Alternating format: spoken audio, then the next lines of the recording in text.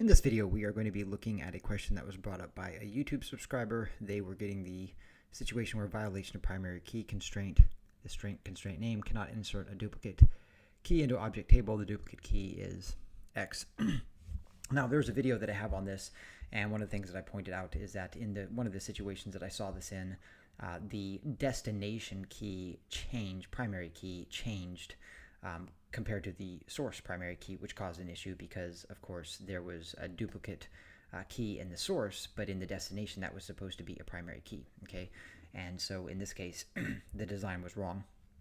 However, it hit me on this YouTube question that actually the other thing that you could see this in, there'd be several situations, but another way that you could see this issue in is if, let's say, you flushed out the source and you didn't flush out the destination, and then you reloaded the source data. Well, and your ETL then loads from source to destination again. Now, to be fair, a lot of ETL applications, what they're going to do is they're going to compare source to destination, and they're going to only insert records when records aren't found. So that would be a situation where it just inserts new records, period, regardless of whether they exist in the destination or not. But that's another way, because ultimately what you have here is somehow the source has a duplicate key for the destination, because we're inserting here, so that we're talking about the destination. So ultimately it has a duplicate key in the destination's context, but not in the source's context. So there could be a few ways that could happen, but definitely the one that I saw in this video was the ETL, the destination key was different than the source key. So the source had duplicate keys in the destination context, but not in the source context. So think about if, let's say the source context was ID was the duplicate, or I'm sorry, ID was the primary key in the source, but in the destination, the duplicate key, or I'm sorry, the key would be name. Well, let's say there's two Johns in the source. Well, in the destination, that's going to fail, but in the source, that's not, because the ID is the primary key. But in this video, let's discuss just the overview of changing a primary key, because it sounds like from the question that is what more than likely happened, where we had a change of primary key. So let's suppose that we need to change the destination's primary key, or let's suppose we need to change the source's primary key. And for the record, I think with replication, and to be fair, I've never tried this because it would just be dumb, but since replication uses primary keys, transactional replication I should say, I don't think you can change the source's primary key if you tried. I think it would throw an error immediately on you. And I think, in fact, if you have to change a source's primary key, you actually have to, first of all, disable replication and then do that. But again, I wouldn't even try to change the source's primary key, because that is misunderstanding, first of all, replication, but it's also misunderstanding what a primary key is. So what is a primary key? A primary key uniquely identifies the row of data, okay? And that is very important, because when we're considering changing a primary key, we have to ask what a primary key is, and we also have to ask why that wasn't identified when we first designed the data set, okay? Which leads us to the next question, which is, why are we changing the primary key? What exactly went wrong here? For instance, let's suppose we have an identifier that we think is unique, let's say social security number, that's a popular one, and then it turns out that a lot of our clients don't have social security numbers, or they have some other identifier that can potentially be the same as a social security number, but it's different, right?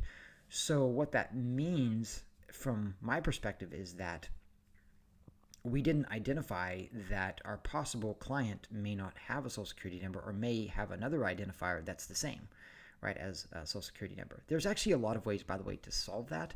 For instance, you could just take the table and rename it to like a social security identifier and keep the primary key the same, right? If you have to do it the table route, or you don't even have to rename the table, you can create another table that uses other identifiers. So keep in mind, it's not always and that's why I say we have to ask, why are we changing the primary key?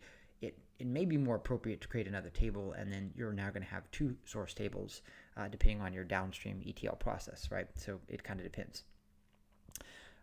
The big question, though, in all of this is, what are the effects of changing a primary key? And keep in mind, they can be enormous, right? If we change a primary key, whether in the source or in the destination, especially if they don't match, that's already starting to be, wait, what? The exception to that is if we have multiple source tables that need to have one primary key for their sources, but the destination is going to have a different primary key. I'll give you an example of where this would be actually legitimate in ETL. Let's suppose we have a table of Canadian customers and a table of USA customers, and our downstream table is going to include both. Our destination table could have a different primary key than the source tables if both the USA customers and the Canadian customers were the sources, okay? Because the primary key of the destination table may include Canada and USA as part of the primary key, right? So that's where an example where you could have source and destination differ, and that's a legitimate design. So it's not always that it's not legitimate to do that. It's just we want to evaluate when that is.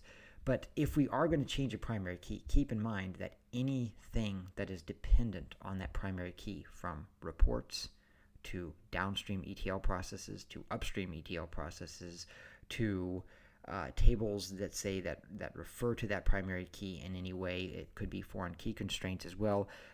Anything that refers to that is potentially going to be affected. I'm not saying it is, but it is potentially going to be affected. So keep that in mind. There are significant effects that can occur. So that's just a fancy way of saying we want to thoroughly test any change if we're in this situation. And in my career, I think I've only seen one or two primary key changes that were legitimate. What I mean by legitimate is that you couldn't have, let's say, created another table. You couldn't have used an alternative design. You had to change the primary key. But they both demonstrated an example of where people didn't think through the primary key when they were designing it, which then leads us to the last point, and that's architecture, right? Fundamentally, we want to make sure that we're architecting our data set to where it's not going to have to undergo changes in the future with things like the primary key, right? Because of the possible effects. So yes, we may need to add columns because we might be collecting new factors of people. I understand that challenge. But if we have to change a primary key, we need to be asking, are we architecting our data right? Like, are we handling for scale? And have we thought about this? Like, for instance, if I'll give you a good one as a good example, but people will say, oh, we only have American customers. Well, I live in the United States. I'm going to tell you that a lot of the people I meet are not Americans.